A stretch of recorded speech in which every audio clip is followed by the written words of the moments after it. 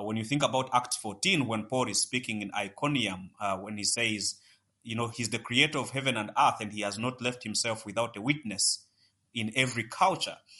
And I think maybe some people, some missionaries, or some, Western people who thought, who were bringing the gospel, might have needed to think about that the place where they are going is not a place where God has not been. Mm-hmm. Right? That the missionary is not bringing God to Africa. God is bringing the missionary to Africa. I think that's something that tends to be forgotten. And if God has been in Africa already, and we know God is active, the missionaries' question, the first question they need to ask themselves is, what has he been doing there?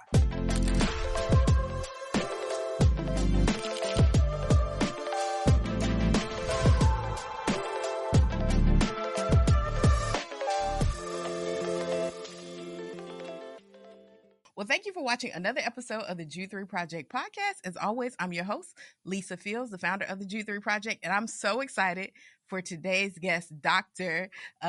Joseph Byamukama. I'm sorry. I know I'm saying it wrong. I'll let you pronounce it right. No. That's a good try. Well, tell our audience a little bit about who you are. So I'm Joseph Byamukama, grew up in Kampala, Uganda, was born here, married to Daphne Byamukama. We have two boys. One is 6, the other is 3. Quite energetic boys. I'm the founder and team leader for Veracity Found, a ministry and an organization that seeks to resource the Ugandan church through contextual theological resources and research. We do exegetical studies. We do seminars, church history seminars.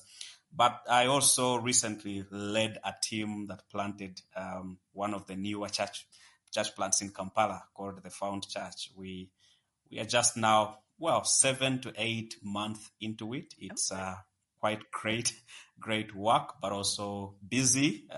It's beautiful. So that's a little bit about me. I do definitely have, as you might have mentioned earlier, I do have a doctorate in New Testament studies from Ridley College. That's Melbourne, Australia. And my studies was in how the book of Isaiah shapes Luke's portrayal of Jesus as Lord in the book of Acts. I love how the New Testament uses the Old Testament. So that's a bit about me for now.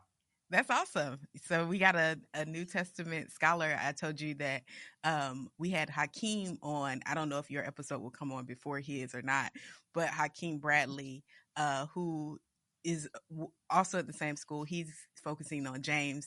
You're focusing on Isaiah and Luke. So that's awesome, that connection. And I'm excited to have you on because I got this book, Apologetics in Africa, some time ago, and we had Kevin on, who was the editor, but I read your chapter on Christianity and the African traditional gods, and I thought it was one of the best treatments that I've seen on the conversation. And so I was like, I gotta get him on the podcast. So thank you for accepting the invitation. No, thank you for the opportunity. Yeah. So let's dive in. When you think about Christianity and African traditional gods, or when you think about just the West understanding African traditional gods, what are some misconceptions that you think are important for us to highlight in the beginning of this conversation? You mean how the West understands African Christianity? African traditional gods. African traditional or religious. So there are quite many, but I suspect one of those would be how there might be an assumption that, Christianity brings a strange new God to the African continent. Of course, most people tend to think, and maybe they have some justifications in one way or another, but they tend to think that Africans were traditionally just animists who lacked knowledge of the one true God. And I think that's a misconception that has its own consequences, one of which then means that even the missionaries might not have had as much reception as they could have had they actually understood the African consciousness, especially with regard to the understanding of God and the supreme being. So the idea that, the God that Christianity proclaims is foreign to the African soil is one of those misconceptions. There would be the others that would, for example, also have to do with, and so the way even they think about the African gods, the failure to know that even in the minds of many Africans, there are rankings or levels, in the sense that the Africans did not really believe that there are many gods at the same level, but they uh, understood quite, I think, remarkably, that there is one supreme being, one supreme creator. So the second misconception would be, when they think about African spirituality, most people think probably these are many gods that are competing for supreme status or supreme importance, even in the African consciousness, rather than actually thinking that traditionally Africans had always held to a supreme being, and they will call him by various names. From the tribe where I come from, we would call him Ruhanga. And where I am in Kampala, they would call him Katonda. And different African tribes and cultures would have him named differently, but this supreme being is really supreme. He's not at the same level with the other gods of the rivers or mountains or, fertility or stuff like that. And so most people tend to assume that perhaps even though there might be a consciousness of God, there is a competition, sort of like a pantheon, and there is a competition between the gods. But I think in many traditional African cultures, there existed an understanding that there is actually one supreme creator who is unrivaled, even though there might be other gods that may be personifications or manifestations of this one god, or even assistants in that sense, also almost like angelic powers. Yeah, no, that's really, I think, helpful to understand, because when we think of African traditional religions, we often think of polytheism, and Mm-hmm. you're talking in this chapter about really understanding African spiritual religions in some aspects of monotheism, because Mm-hmm. there is an understanding of a supreme God, and then there's a concept in which we in the understanding that there was once communion between God and humanity, but something happened, similar Yeah. to the story in Genesis, um, Yeah. that created this chasm. And so Yeah. the African understanding is that we cannot be close to God, or to be close to God is dangerous. I thought that was Mm-hmm. fascinating. Can Mm-hmm. you talk about that a little bit more? Yes, so it's. I think one of the great African theology or theologians or scholars would have been John Samuel Mbiti. Mm-hmm.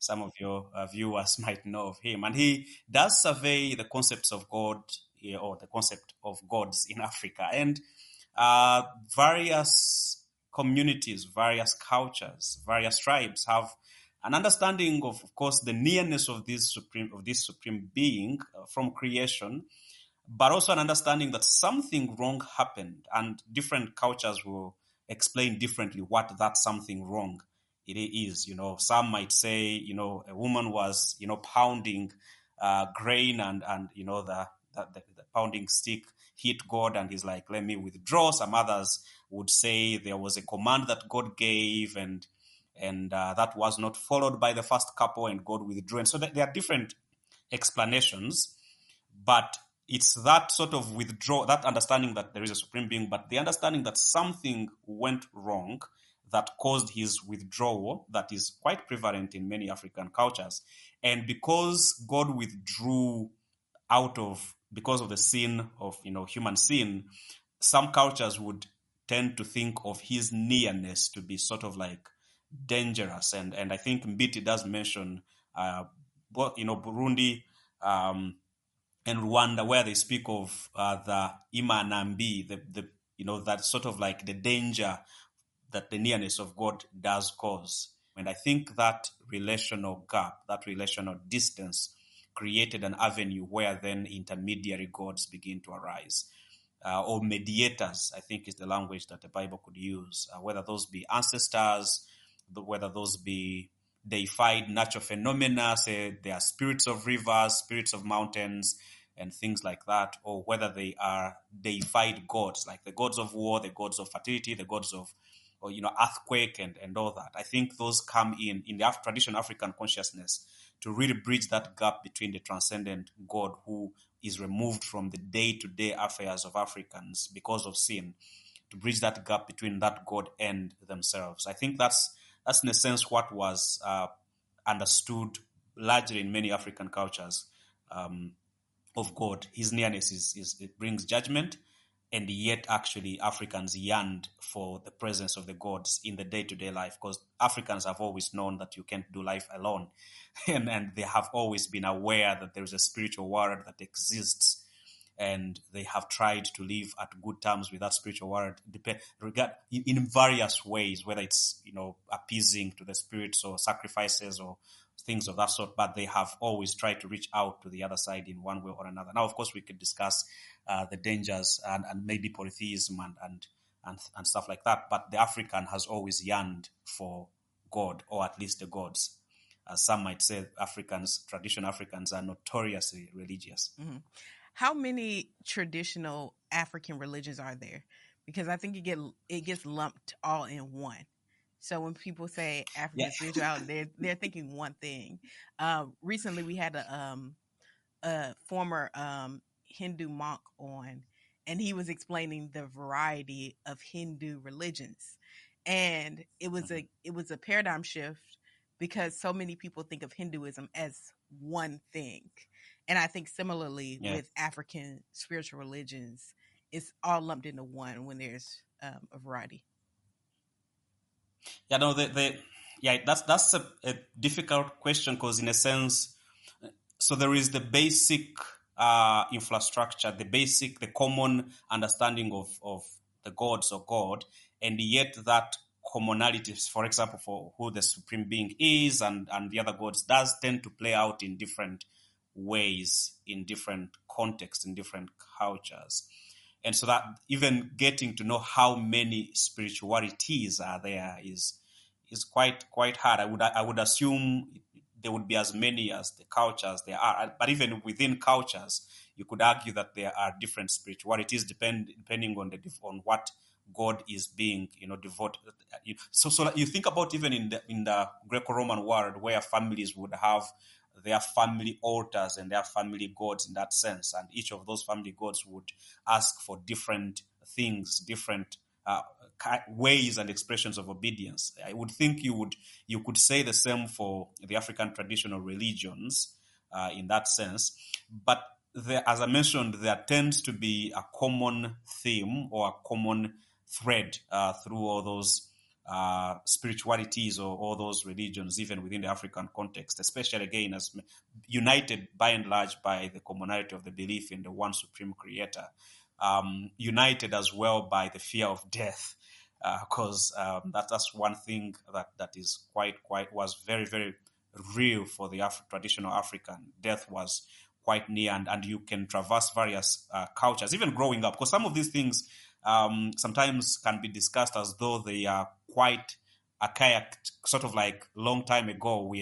They are relics. But some of us who grew up in in villages or up country in places in Uganda, we actually experienced some of these rituals, and in many other places, those rituals are still very much existent.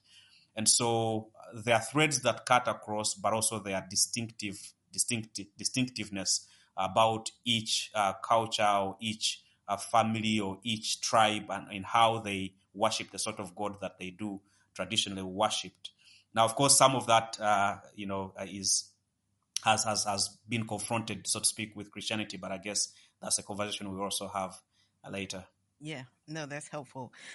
When we think about, there's two things that we hear a lot, and sometimes we don't have proper definitions for it. Yeah. One is Yorubas and Orisha. We hear it a lot, especially because there's this um, uh, in the U.S. in the West, a lot of black Mm-hmm. Christian, a lot not black Christians, a lot of black young people are moving into African spirituality because they Mm. feel Christianity is oppressive and the white man's Mm. religion. And so there's Mm-hmm. this new interest in African spirituality by a number of people. And so people can hear things like Yorubas or Orisha and not know the definitions. So can you just Mm-hmm. explain? So there's been this, obviously there's been this gap because of someone seeing based in African traditional religious ideology, Mm-hmm. and then there's Mm-hmm. gap fillers. Can you Mm-hmm. explain those gap fillers and then go into the definitions of like Yoruba and Orisha? Yeah, so Yoruba would be, I think, a tribe in Nigeria, and in a way they would, so they would, like every African culture and every tribe, they would have different, sort of like distinct understandings of who God is, Mm-hmm. and Orisa would be one of those that would be, it's a Yoruba word. Some so would say Orisa Agbaye, and I think that's Jacob K. Olupona who would define that to really be both the God of the universe and the universal God, in the sense that, again, the traditional understanding of the God who created all things is that he's not restricted geographically. Mm-hmm. Like he's the same God in India, the same God in Kampala, named differently, but he is not restricted by geographical boundaries, not even restricted by ethnic, differences as such. And so, Orisa Agbai would be that sort of universal God, but also God of the universe. Again, communicating the same sense that he's the creator of all things there are. But there are some that would also speak of Orisa to actually mean the pantheon, so to speak, or the legion of the gods that there are. And maybe that's what you are getting to, Yes. the fact that that transcendence of God, at least as we conceived it traditionally in Africa, created also a relational gap, and consequently then the legions or the different gods begin to occupy that sort of gap. And so in the day-to-day life, if you're barren, for example, you're infertile and you need a child, to who do you go to? Most traditional Africans would not go to the supreme creator because he's removed from their lives, and they may not even know of his benevolence towards us in that regard. And so they will go to the god of fertility. If you have grown crops and it's rainy season traditionally, but it so happens that it's very dry and your crops are dying, who do you go to? In Uganda, here where we are as well, there was the god for Musisi, the god for earthquake. And so usually you find people named Musisi in even Kampala and Buganda, and those are children that have been born during an earthquake or something of that sort. And there used to be a fear that the god of the underworld, when he shakes the world, that's when the earthquake comes, and it can create miscarriages or something of that sort. So if you want to protect your child from miscarriage, who do you pray to? And so those sort of like gods they came in quite handy, in the sense that the Africans needed someone or some spiritual entity to relate with on the day-to-day challenges of life. And they did not think that the transcendent God, the supreme being, was near enough in that sense. And so I think that's what creates the deified humans or deified natural phenomena. And again, these could be as many as legion, or Orisa in that sense. Yeah, no, that's helpful because when people think of legion, they think of is it in Acts when it Yeah, yeah. Yes, in the Gospels, when Jesus is casting out yeah, demons, and yeah, the and he Gospels, I'm says, sorry. "Who are you?" And he says, "We are legion, we are many." Yeah, Yeah, yeah. And so I think, leading to that, there's this automatic assumption that everything African spiritual is demonic. yeah, Can you address that? How that ideology comes, and I again, I think yeah. that is helpful because I think we don't demonize Greek mythology in the way we demonize African spirituality. Like we talk about No, we Zeus don't. and we talk about Hercules in ways that we don't Hmm. talk about the supreme being and the gods, the lesser gods Yes. that are African spirituality. So can you talk a little bit about that? Yes. Now, I definitely there are things to look at critically within the African spirituality, but I think you're definitely right in the sense that when missionaries came, but especially when colonialists came too, there was this sensibility of everything African is demonic, everything African is evil, and in a sense, there is a glorification of that which is Western. Mm-hmm. And it's, I think, very, very tragic. And it may account to what you mentioned earlier, that there are many Africans or many, Africans in the diaspora or of African descent, people of African descent, who are going back to the traditional spirituality of the Africans and who see Christianity as a colonial religion. Now, of course, I would say that's not the case, but I would understand where they are coming from. So the fact that, so you read even the Old Testament. So one of the texts that I love most is when Genesis 28, when Jacob is running away from his brother Esau and headed to his uncle Laban, and he sleeps at Bethel, and he uses a stone as his pillow. Fascinating too, but he dreams. There is a ladder that is connecting heaven and earth, and on the top of the ladder, the Lord, is there. And then he wakes up in the morning and he says, "The Lord is in this place, and yet I knew it not."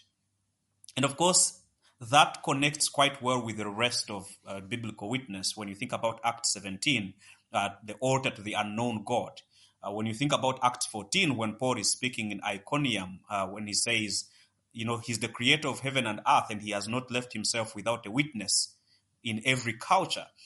And I think maybe some people, some missionaries, or some, Western people who thought, who were bringing the gospel, might have needed to think about that the place where they are going is not a place where God has not been. Mm-hmm. Right? That the missionary is not bringing God to Africa. God is bringing the missionary to Africa. I think that's something that tends to be forgotten. And if God has been in Africa already, and we know God is active, the missionaries the first question they need to ask themselves is, what has he been doing there? Mm-hmm. Unless they want to assume that he has been there passive and doing nothing. In what ways has he been preparing the way for the coming of the gospel? Because I think there are many ways that he has been doing so. Now, again, we will talk about the various, things that the gospel and Christianity would critique and confront. But I think the place to begin would be to acknowledge. I mean, one of those is what we've talked about already: the belief in the existence of the supreme being, the fact that the whole universe is God's theater, it's God's artwork. So God has been there. The fact that God has been named in Africa. That's why when when there are Bible translations to different languages in Africa, they don't struggle with the name of God, because God has been there. God has been named.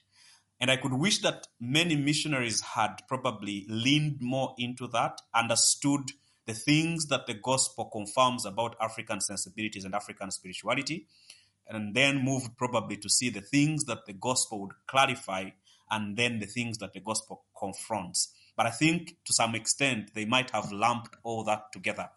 And I think by doing so, they might have lost the opportunity to have the gospel really reach deep, deep into the heart of every African and bring about total transformation as such. One of those areas would be, for example, I mentioned earlier, our fear of death. The fact that we fear death. We still do, but the African, fear of death led the African to do quite many things, whether it's a sacrifice, whether it's even polygamy. Most people may not acknowledge or notice the connection between the fear of death and polygamy, because if you're in a culture context or in a place or at a time in history where you have many children dying, but also where you don't have a vision of the afterlife, the vision of the resurrection in that sense, where you will be raised from the dead, where your understanding of your identity is tied to memory, who remembers you among the living. So in Buganda, where I am, when there is a phrase, "Tambula ngo Muganda," walk like a Muganda, literally, if you have to translate it that way. But what they mean by that, they don't mean literal walking. They mean, when I ask you "Tambula ngo Muganda," you tell me your ancestry. You say, "I'm so-and-so, son of so-and-so, grandson of so-and-so from such and such a place." And that was a mechanism for people to be remembered even when they die. But the idea is that as long as there are people who remember you when you're dead, you do not move on from, you don't lose your identity beyond the grave. But if the last person who knows you passes on, then you dissolve into this mass of spirits, so to speak, that is undifferentiated, that is impersonal in that sense. And so to mitigate against that, you give birth to as many children. And of course, one of the easiest way to do that is to marry as many women as you can. But those are things that are tied together that I would wish that the missionaries could have capitalized on, even rather than just saying, now that you've become a Christian, you need to do away with your other wife or something of that sort. But to understand actually what is at the heart of that, the fear of death and the lack of hope for the resurrection, and communicate the fact that actually our personhood, our identity, human identity, does not dissolve at death, but rather in Christ we live. And so I think the dismissing of the whole African spirituality without actually studying it, listening to the cries, listening to the hopes, listening to the fears, listening to the expectations of the Africans, to see how actually the gospel of Christ communicates hope to Africans, I think was one of the mistakes, I would say, that accompanied even, and I don't think that every missionary did that, but I think there are some who leaned more into that. And I think partly, social Darwinism has something to do with that too. But I think you're right in the sense that many people might have demonized the whole African spirituality, entirely lumped it together without necessarily having to make distinctions as to what the Bible confirms, what the Bible clarifies, and what the Bible confronts. Yeah, that's so fascinating, especially that the whole thing, but in particular that polygamy point. I never thought about it in that way. That is very helpful. Also, that helps me reframe even my understanding, because I think you think, well, when you hear polygamy, especially polygamy is getting a resurgence in the conversations in the US, right? So a lot of podcasts talk about it, and a lot of it has to do with it's pleasure centered, right? To be able to have multiple, and so the assumption is when you see it sometimes in other places, you think it's the same. You think it all looks kind of the same. Some of it is financials. But this whole idea, what you're speaking of, tied to African spirituality, is this idea of, what do you think about the afterlife? What is your eschatology? All of those things play into how you live now. Okay. Yeah. And so when we think about the eschatology of African spirituality, the concept of heaven and hell, is that in any of African spiritualities or African religions? Not that I would know. Okay. Not that I would know. In a sense, I think Mbiti does mention in his book, African Philosophy and Religions, African Religions and Philosophy. He speaks about the fact as that Africans have always, the relationship that Africans have with time is that they tend to think of time not as something ahead, but something that is now and in the past. Okay. And so we have a different, or at least traditionally we had a different relationship with time than, say, Western civilization. So that's why and many people here might be, when you come from the West or you visit Africa, you might be frustrated with timekeeping. You set a plan and you're like, we're meeting at 10, and some people might come at 10:30 because, of course, they still think it's 10. But part of that is also because Africans have always related with time in terms of events. Time is meaningful because of events. And events tend to happen now or in the past. Usually we didn't think of events as in the future. And so that's again why we Africans tried as much as they could to maximize the now. And of course, so that their understanding of the heaven and hell would not be existent in that sense. And of course, that could be also tied into the understanding of what mainly sin is. Of course, it has a vertical component, but Africans have always thought of sin mainly in the horizontal plane, how it affects interpersonal relationships, how it affects the rest of creation in that sense. And so there is not so much that concept of a judgment that is coming in the afterlife. that reckoning, it's not there. As I mentioned again, their desire to escape death was so that they do not disappear into the sort of like fluid